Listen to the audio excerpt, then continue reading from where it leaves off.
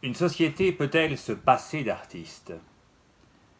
Les temps difficiles que nous venons de traverser semblent le montrer, puisqu'en réalité, les lieux mêmes de la diffusion de la culture, les cinémas, les théâtres et les salles de concert, ont été fermés depuis une année, et la réalité, c'est que nous avons survécu.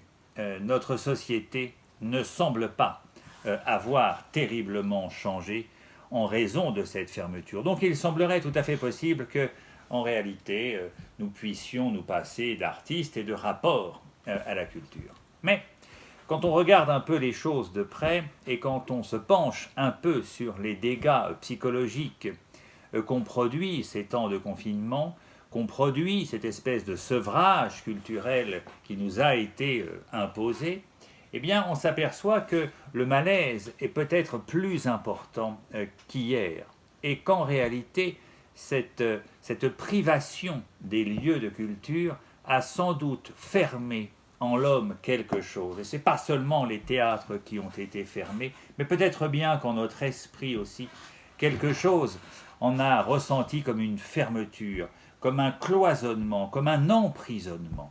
Et qu'en réalité, les dégâts sont peut-être majeurs et très importants. C'est pourquoi je crois qu'il est important de se poser la question, puisqu'il se pourrait qu'au détour de cette question, eh bien, ce soit notre humanité qui s'en trouve absolument éclairée, parce que si vraiment nous ne pouvions pas nous passer d'artistes, eh bien cela aurait évidemment du sens et cela voudrait dire beaucoup de choses en ce qui nous concerne.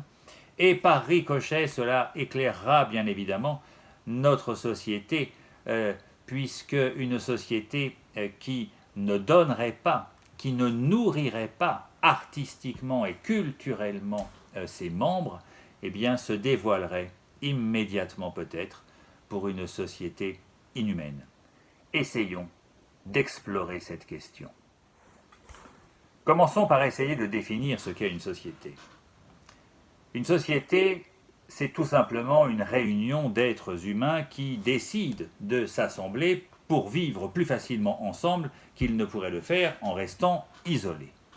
Il est clair que l'isolement d'un être humain complique étrangement son existence, parce que un être humain qui vivrait seul, dans un ermitage, mais un ermitage réel, pas quelque chose qui serait à proximité d'un village ou d'une ville, mais un véritable ermitage, eh bien, cela voudrait dire que cet homme serait obligé de pourvoir à ses besoins et d'assurer sa subsistance absolument seul. Il devrait donc produire ce qu'il doit pour manger, il devrait donc être capable de construire un abri pour s'abriter la nuit, il devrait être capable d'essayer de se protéger quand il dort. Bref, toutes ces choses en réalité très vite lui apparaîtraient sans doute impossibles à honorer et à réaliser en même temps et à la fois. On ne peut pas tout faire, en d'autres termes. Je crois que c'est parce que cette vérité assez simple s'est imposée progressivement aux hommes et leur a montré qu'en réalité, vivre avec les autres était évidemment la clé d'une solution pour satisfaire plus facilement leurs besoins. En d'autres termes, une société, c'est d'abord et avant tout quelque chose qui organise la division du travail, voilà, et qui permet par là même à chacun de se spécialiser, parce que finalement, eh bien, il n'est pas plus compliqué de faire du pain pour 2, pour 3 ou pour 25 que d'en faire pour soi seul. Il n'est pas plus compliqué de cultiver un bout de jardin pour nourrir plusieurs familles que de le faire pour soi seul. Et si chacun doit tout faire, eh bien, en réalité, il n'arrive à rien. Alors que si le travail se divise et si chacun se spécialise un peu, eh bien, on s'aperçoit que, en réalité, la collectivité réussit à produire beaucoup plus de choses que ne pourrait le faire la somme des individus séparés.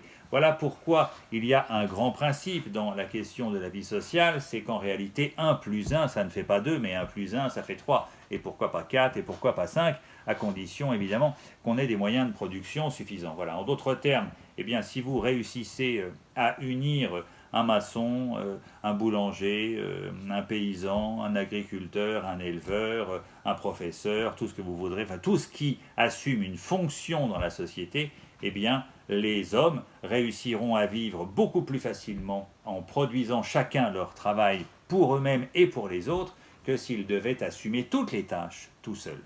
En d'autres termes, ce qui est intéressant, c'est que finalement une société, ça s'organise pour permettre à ses membres d'assurer plus facilement leur subsistance. Et que de ce point de vue-là, c'est l'objectif même de la société, sécuriser l'existence des êtres humains en leur permettant d'assurer plus facilement leur subsistance. Eh bien, de ce point de vue-là, il est clair qu'on peut se poser la question, mais finalement, l'artiste, il apporte quoi? C'est-à-dire que produit un artiste pour faciliter la subsistance des autres membres de la société?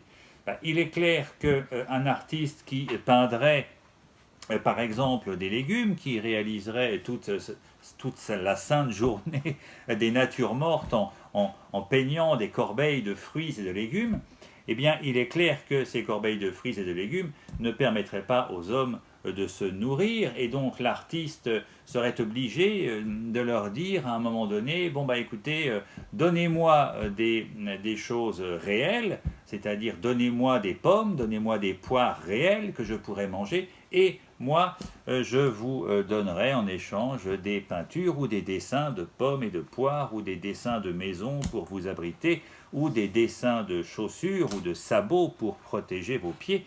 Voilà.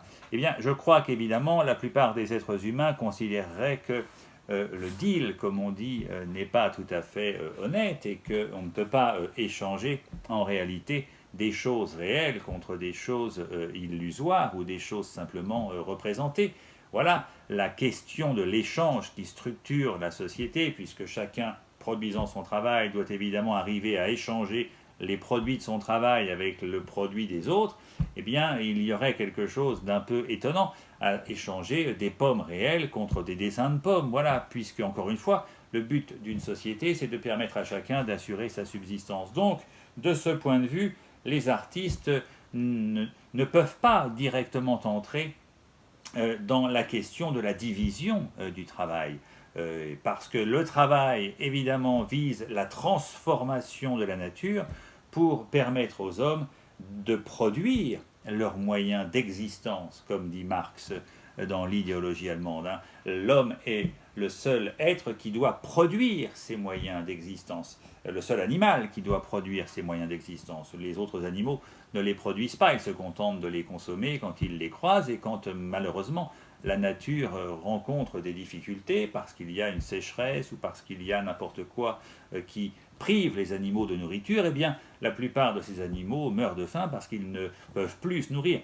La question des hommes est bien évidemment d'éviter cette situation en entrant dans un système de production où ils produisent eux-mêmes leurs moyens de subsistance. Et il est clair que dans cette optique-là, eh bien, on peut se poser la question à quoi servent les artistes. C'est un petit peu sans doute ce que Jean de La Fontaine essayait de nous dire dans cette merveilleuse fable, la cigale et la fourmi. La cigale, ayant chanté tout l'été, se trouva fort dépourvue quand la bise fut venue, et elle alla crier famine chez la fourmi, sa voisine. En d'autres termes, la cigale ne peut pas non plus manger ce qu'elle produit, puisque ce qu'elle produit n'existe pas en réalité. Et donc elle va crier famine chez la fourmi, sa voisine, qui évidemment lui reproche de n'avoir pas participé à la production, c'est-à-dire de n'avoir pas participé au travail social, et donc la renvoie finalement vers son goût artistique en lui disant: que faisiez-vous autant chaud, vous chantiez, eh bien dansez maintenant. Voilà. En d'autres termes, une société peut fort bien se passer d'artistes, puisque les artistes ne contribuent pas à assurer la subsistance des êtres humains, ce qui est la vocation première de la société.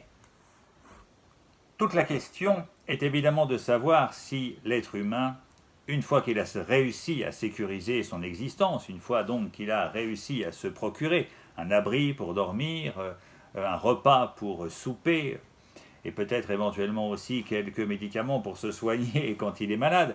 Bref, la question est de savoir si la mise à l'abri de notre existence, c'est-à-dire la sécurisation de notre vie corporelle, suffit à exister, suffit à satisfaire pleinement notre exigence, qui est par ailleurs quand même d'exister humainement et pas seulement animalement.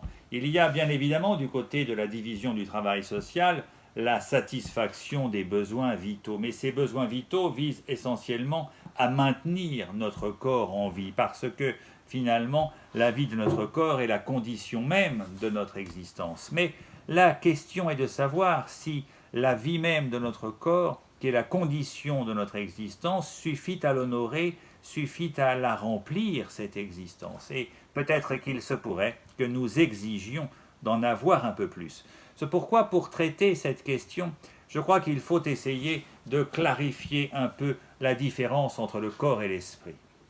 Parce que si notre corps est satisfait, et si notre esprit n'est pas tout à fait la même chose que notre corps, eh bien la satisfaction de notre corps n'engendrerait pas nécessairement la satisfaction de notre esprit, et peut-être que là, il y aurait d'autres besoins qui surgiraient. Alors, essayons rapidement de faire cette distinction entre le corps et l'esprit.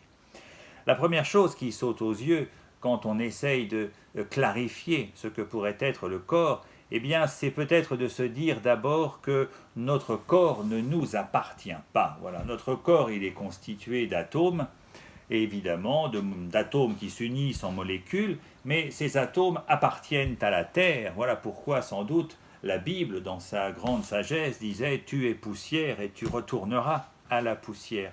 En d'autres termes, mon corps et notre corps en général, pour n'importe lequel des êtres vivants d'ailleurs, notre corps appartient à la Terre.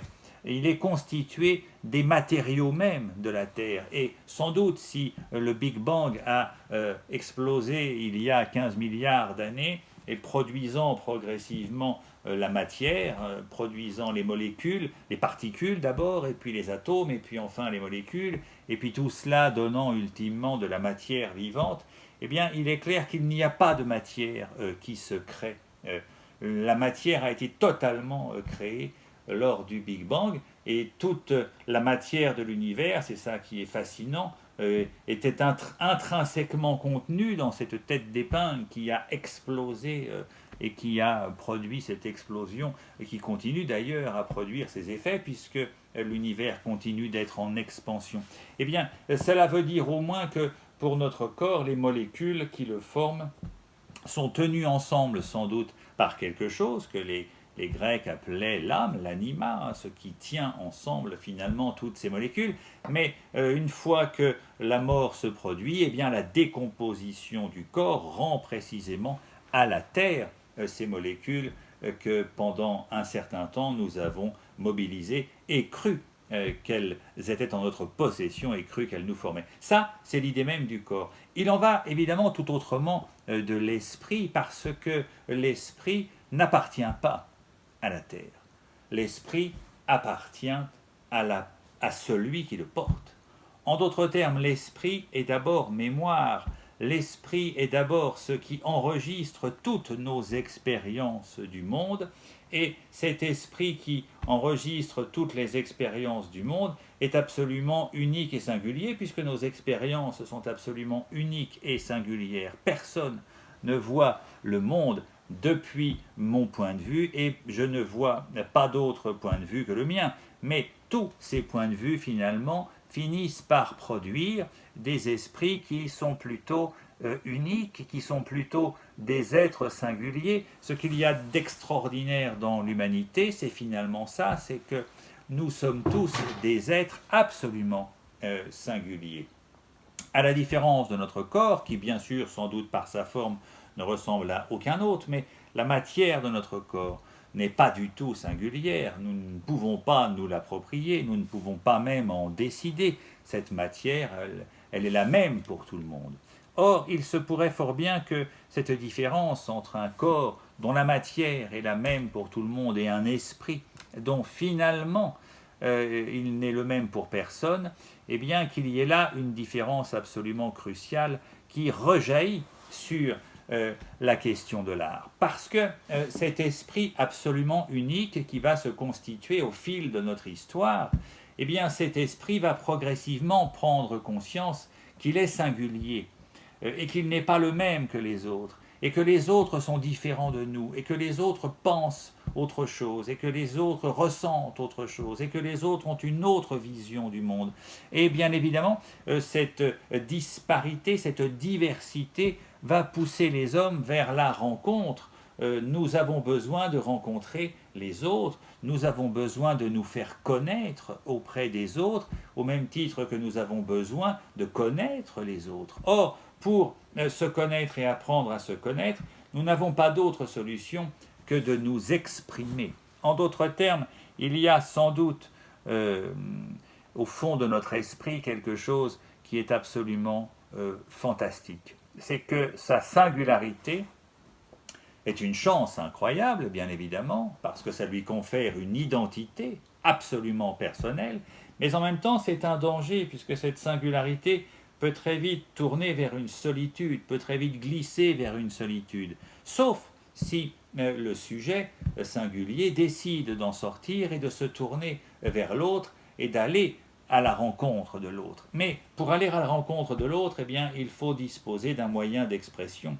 En d'autres termes, la chose la plus viscérale de notre esprit, c'est sans doute la question de l'expression. Nous avons besoin de nous exprimer au dehors de nous-mêmes, parce que c'est seulement dans cette expression que la rencontre de l'autre devient possible. Or, cette expression présuppose, bien évidemment, vous vous en doutez, la maîtrise d'un moyen d'expression. Et c'est là sans doute où l'art devient quelque chose d'intrinsèque à la vie même de notre esprit. Parce que l'art, ce n'est rien d'autre que la maîtrise d'un moyen d'expression. Que ce soit la musique, que ce soit la peinture, que ce soit la poésie, que ce soit ce que vous voudrez.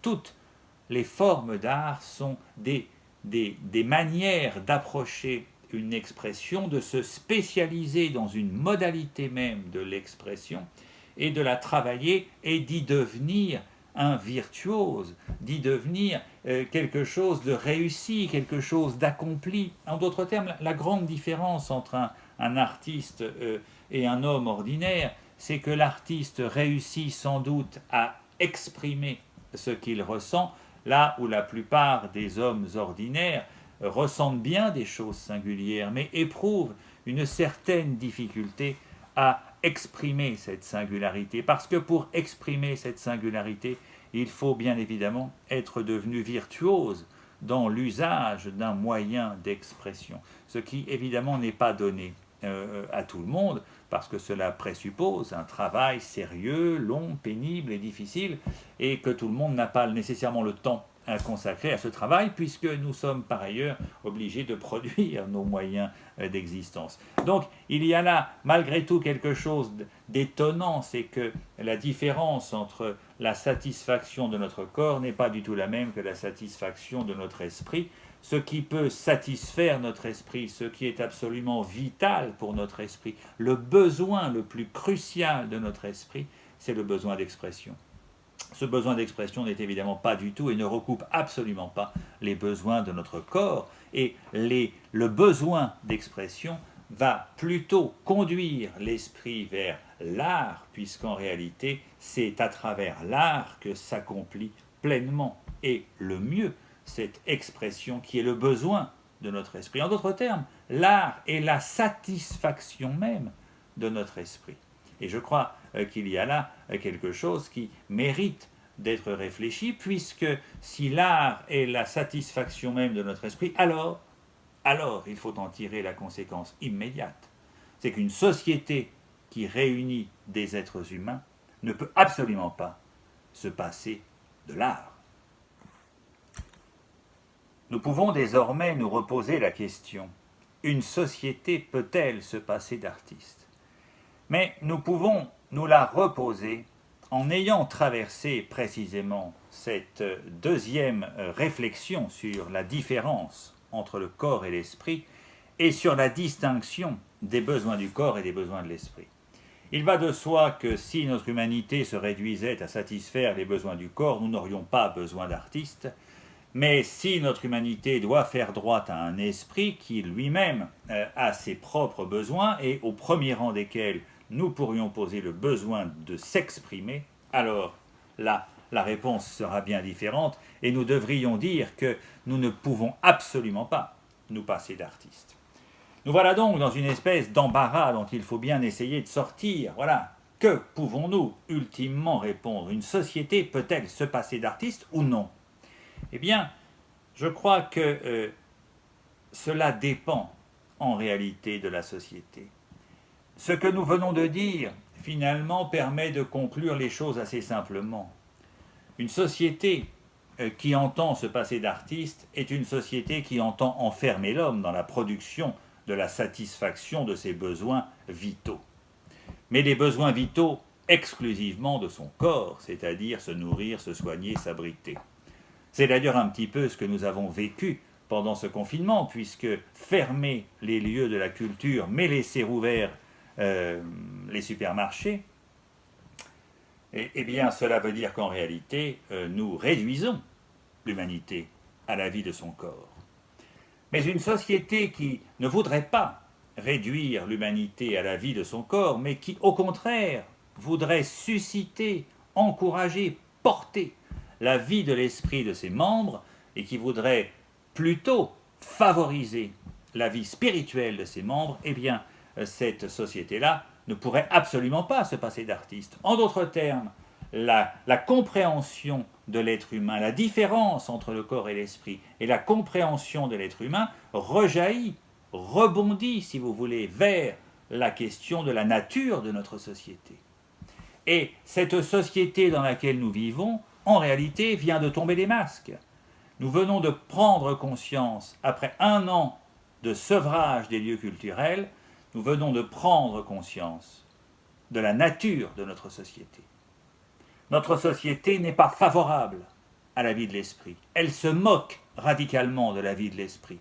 Notre société entend bien nous enfermer dans la seule satisfaction de nos besoins corporels. Voilà sans doute pourquoi les lieux de culture ont été fermés et les grandes surfaces ont été maintenues ouvertes. Voilà sans doute pourquoi nous brandissons comme un étendard les questions de la santé, les questions de la surchauffe de nos hôpitaux, mais pas du tout du vide glacial qui tout d'un coup se répand dans la société lorsque les théâtres et les salles de concert se ferment. Parce qu'il y a bien quelque chose qui se passe lorsqu'on ferme les salles de concert et les théâtres. Eh bien, ce qui se passe, c'est que tout d'un coup, on prive radicalement l'être humain de la satisfaction de son besoin le plus humain, c'est-à-dire le besoin de sa singularité spirituelle qui est de s'exprimer. Eh bien, quand on prive les hommes de la satisfaction de ce besoin le plus humain, il est clair qu'on réduit les hommes au plan de notre animalité. On réduit les hommes au plan de notre corporéité.